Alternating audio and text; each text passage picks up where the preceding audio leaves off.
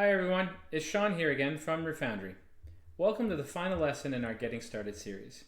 In this lesson we're going to be focusing on two essential tools when working in Gutenberg: deleting blocks and using undo-redo functions to fix mistakes quickly.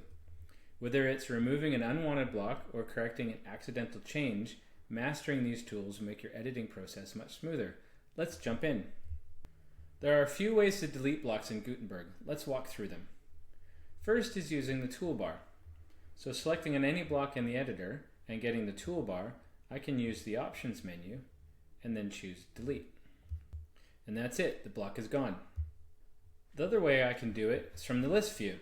So I can select this list block, choose the options menu, and click delete here as well. And again, the block is gone.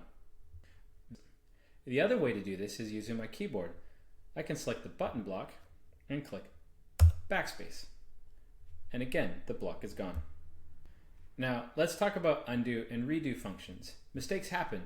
Sometimes we delete the wrong block or make a change we didn't seem to mean to. Luckily, Gutenberg makes it easy to correct these mistakes. There's a couple of ways to do that. Up here in the top left-hand corner, you'll see the undo and redo buttons.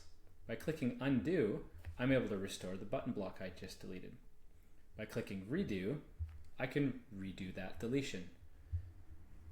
You can also see that it supports typical command keys. So I can use Command Z to restore it, or Command Shift Z to redo it. And yes, it's Z, not Z. I am Canadian. And that's it for this lesson. We've covered how to delete blocks and to use the undo and redo controls. Thanks so much for joining me in this Getting Started series. If you have any other questions, feel free to reach out to our website or by booking a demo. Happy building!